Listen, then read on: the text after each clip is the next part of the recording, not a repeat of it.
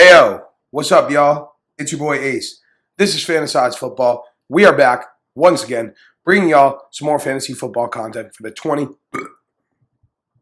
Fuck it, I don't even care.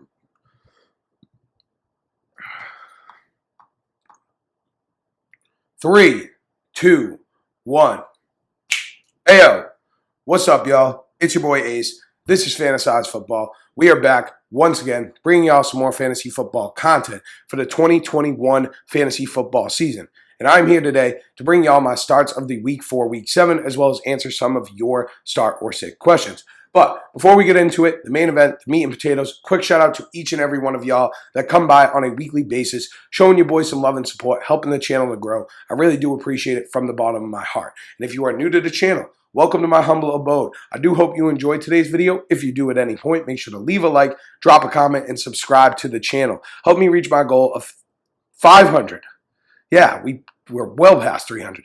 500 subscribers on YouTube by the end of the fantasy football season. I would really appreciate any and all help getting there. So I got my starts of the week here for you guys, as well as some projected stat lines, obviously just for the memes and you guys as starters of questions. I got 5 of them for you guys today. So without further ado, let's kick it off with my quarterback start of the week. And let me just tell y'all, I'm getting spicy today. I'm getting a little crazy.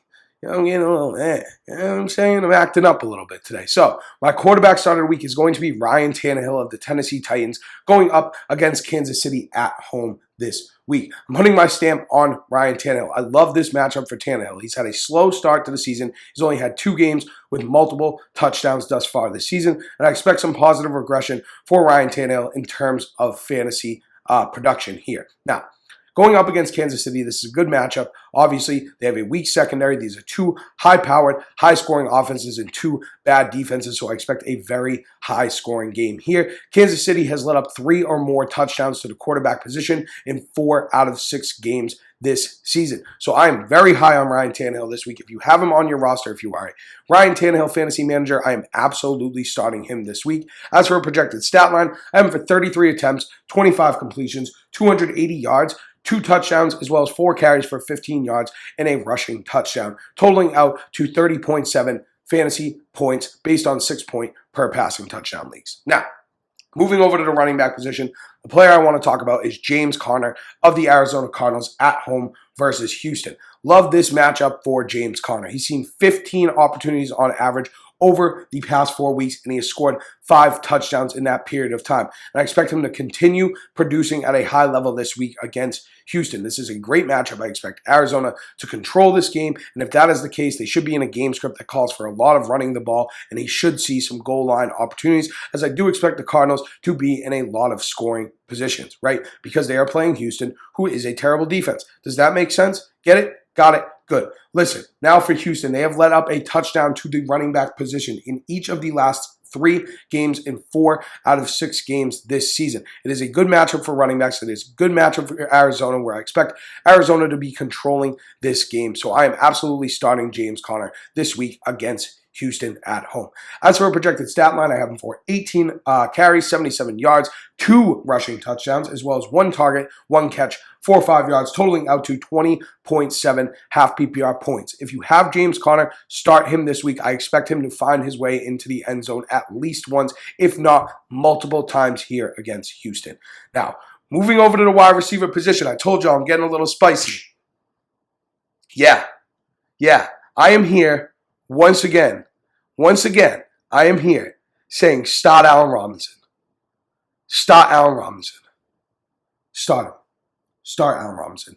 It's going to be an emergence week for Allen Robinson. Allen Robinson is at Tampa Bay, by the way, this week. And that is why I like Allen Robinson. Here's why, right?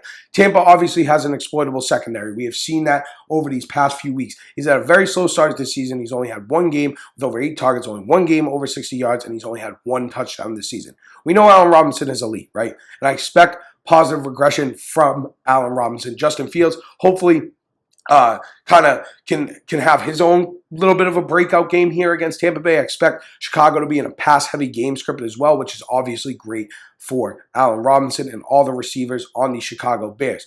Tampa Bay, obviously a great offense, probably control this game, probably be ahead for most of the game. They'll probably be running the ball a little bit more, and the Bears are going to have to play catch up. So I love Allen Robinson this week. If you have him on your roster, I know he's been burning you. I know he's been hurting us. He's breaking my heart, but I expect this week is when he starts to turn things around. And as for a projected stat line, I am for 11 targets, 8 catches, 95 yards, and a touchdown, good for 19.5 half PPR points. Now, moving over to our last start of the week, we have the tight end position, and I'm going with Dallas Goedert of the Philadelphia Eagles at Las Vegas this week, right? We talked about Dallas Goedert a bit earlier this week in the trade targets video. I expect a lot from Dallas Goedert with Zach Ertz out of the picture. I expect him to see a much increased role here with Zach Ertz gone. Zach Ertz is leaving behind 6 or more targets in each of the last 4 games. Now, this is also a game that I expect to be a relatively competitive matchup between Las Vegas and Philadelphia. By the way, he's at Las Vegas, if I didn't mention that. I think I did,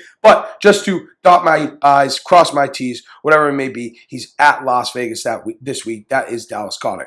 Now, this is a great matchup for tight ends as well. Las Vegas has allowed 76 or more yards or a touchdown to tight ends 3 of the last 4 games. It's going to be a competitive matchup, at least I think so, and I expect a lot of pass volume on both sides of the ball. So I love Dallas Goedert this week. If you have him on your roster, make sure you are starting Dallas Goedert this week. As for a projected stat line, I am for 7 targets, 5 catches, 62 yards, and a touchdown, good for 14.7 half PPR points. But that wraps up my starts of the week. Quarterback, we have Ryan Tannehill. Running back, we have James Conner. Wide receiver, we have Allen Robinson. Tight end, we have Dallas Goedert. Let's move over to you guys' start or sit questions. Now, first one I got here is Myles Gaskin at home versus Atlanta or Allen Robinson at Tampa Bay.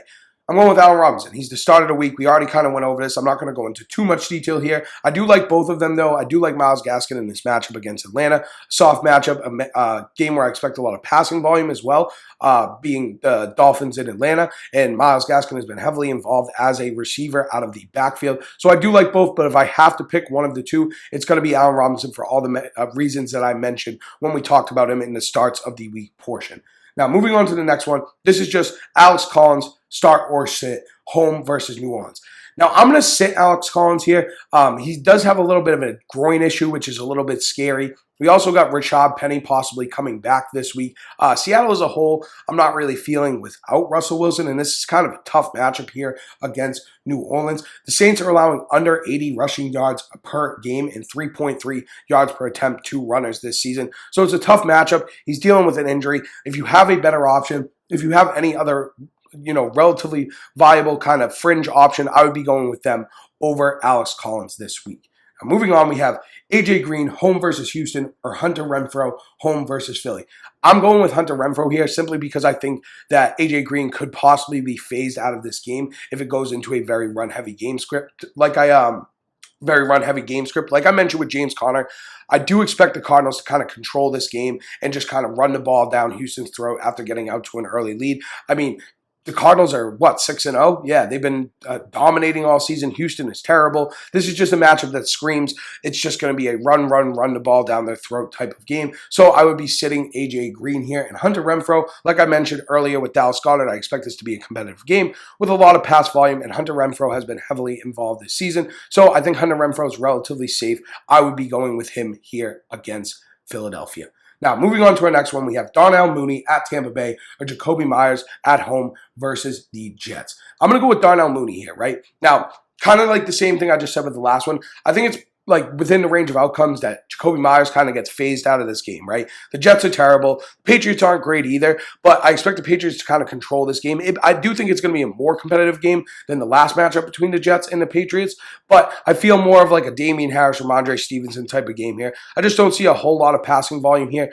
I mean, the Patriots as a whole haven't been throwing the ball that much anyways, and especially in a soft matchup here against the Jets, where I expect them to control this game. I expect more run volume than I do pass volume, and I do like this matchup for Darnell Mooney. Like I mentioned with Allen Robinson, this is an exploitable Tampa secondary, and I expect that the Bears will be playing from behind, and they will have to throw the ball a lot. So I'm going to go with Darnell Mooney here over Jacoby Myers. And as for our last one here, we have James Conner at Houston or Michael Pittman home versus San Francisco. I'm going with James Conner, man. I mean, he's my start of the week. Do I really got to say more? We kind of already talked about James Conner, so I'm just going to leave it at that. But that is it. That is all there is. That is my starts of the week. Those are your start or sit questions. I hope that this helped. I hope that you guys enjoy your weekend. You have a great weekend of football. Smash all your fantasy matchups and have a great overall rest of your weekend until I see you again. Thank you for your start sit questions. I do hope you enjoyed the video. If you did, make sure to drop a like, leave a comment, and subscribe to the channel.